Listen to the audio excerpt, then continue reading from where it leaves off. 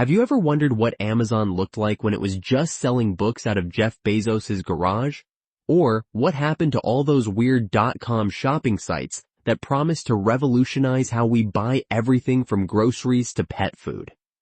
Well, buckle up, because today we're taking a time machine back to the wild west of early e-commerce, where shopping online was about as reliable as dial-up internet and twice as frustrating. I'm talking about a time when buying something online felt like sending money into a digital black hole and hoping for the best. A time when SSL certificates were basically witchcraft, and everyone was convinced that typing their credit card number on a website would immediately result in their identity being stolen by some guy in a basement wearing a fedora. But here's the thing that'll blow your mind. Some of these ancient e-commerce sites were actually doing things that we consider cutting edge today. They were experimenting with personalization algorithms, virtual try-ons, and social shopping features that wouldn't become mainstream until decades later. It's like they were digital prophets, but nobody was ready to listen to their sermons about the future of retail. Let's start our journey in 1995, when the internet was still making those delightful screeching sounds every time you wanted to connect. This was the year that Pierre Omidyar launched something called Auction Web, which you might know today as a little company called eBay. But back then, it was just a weird experiment in letting strangers sell stuff to each other through their computers. The first item ever sold? A broken laser pointer for $14. The buyer knew it was broken. He bought it anyway. Welcome to the internet, folks. Meanwhile, Amazon was literally just books. That's it. No same-day delivery, no Prime membership, no Alexa telling you to buy more toilet paper. Just books, delivered to your door in what they optimistically called expedited shipping, which usually meant somewhere between 2 weeks and the heat death of the universe. Jeff Bezos was personally packing orders in his garage, probably wondering if this whole internet thing was going to work out. But the real-time capsule gems were the sites that didn't make it. Remember pets.com? Of course you don't, unless you're old enough to remember when spending $40 in marketing to sell $20 worth of dog food seemed like a brilliant business strategy. They had a sock puppet mascot that became more famous than the actual website. The puppet even had its own Super Bowl commercial, which is like spending $1 million to advertise a lemonade stand. Then there was Cosmo.com, the original DoorDash but somehow even more unsustainable. These absolute madmen promised to deliver anything from Starbucks coffee to DVD rentals within an hour, for free, in major cities. No minimum order, no delivery fee. Just pure, unadulterated capitalism fever dream.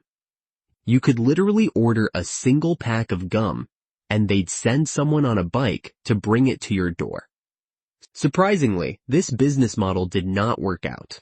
Webvan was trying to reinvent grocery shopping by building massive automated warehouses that looked like something out of a sci-fi movie. They raised $800 million and burned through it faster than a teenager with their first credit card. Their warehouses were engineering marvels, but apparently nobody told them that maybe they should figure out if people actually wanted their groceries delivered before building robot warehouses in 30 cities simultaneously. But here's where it gets really interesting. These early sites were dealing with problems we didn't even know were problems yet. How do you display products on a screen when most people are still using monitors the size of toasters? How do you build trust with customers who think the internet is mostly used by hackers and people trading recipes for questionable casseroles? How do you process payments when online banking is still something your weird tech-savvy cousin does? Some of their solutions were absolutely bonkers. CD Now, one of the first online music retailers, had this feature where you could listen to 30-second previews of songs, which was revolutionary at the time. But the audio quality was so compressed that it sounded like someone singing through a tin can filled with cotton balls. They also had user reviews. But since there were like 12 people on the internet back then, every album had the same 3 reviews from guys named Dave.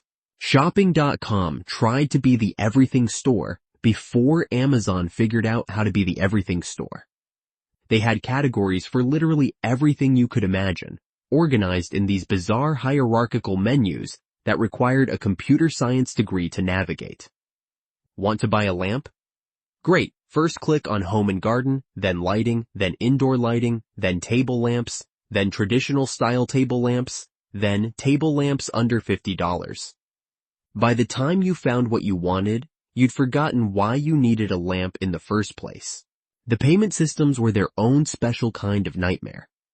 Before PayPal became the standard, every site had its own weird payment processing system.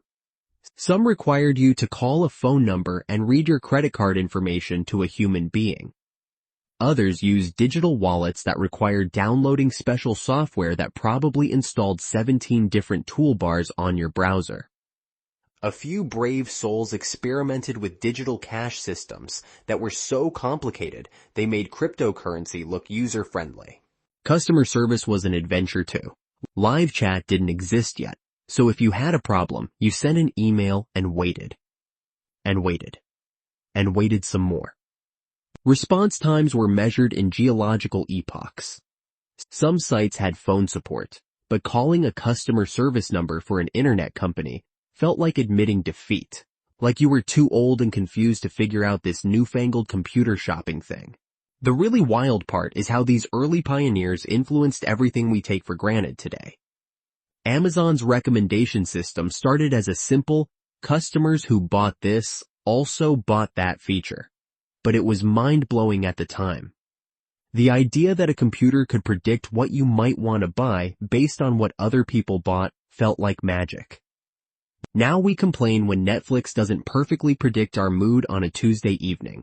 User-generated content was in its infancy too.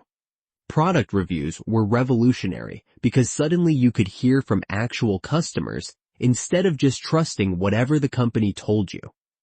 Of course, half the reviews were written by the company's employees, and the other half were from people who gave 1-star ratings because their package arrived on a Thursday instead of a Wednesday. But it was progress. Looking back at these digital dinosaurs, what strikes me most is their optimism. These companies genuinely believed they were building the future, and in many ways, they were right. They just happened to be building it about 20 years before the infrastructure and consumer behavior caught up with their vision. They were like inventors trying to sell smartphones to people who were still figuring out how to program their VCRs. The lesson here isn't that these companies failed because their ideas were bad. Most of them failed because they were too early, too ambitious, or too confident that throwing venture capital money at logistics problems would somehow make those problems disappear. But their digital DNA lives on in every modern e-commerce site, every recommendation algorithm, every one-click purchase button. So the next time you effortlessly buy something online and have it delivered the same day, pour one out for the brave digital pioneers who paved the way by spectacularly crashing and burning in the most expensive ways possible. They walked so that Amazon could run and then sprint, and then basically take over the entire concept of buying things. The internet remembers everything, except apparently how to make money selling pet supplies online.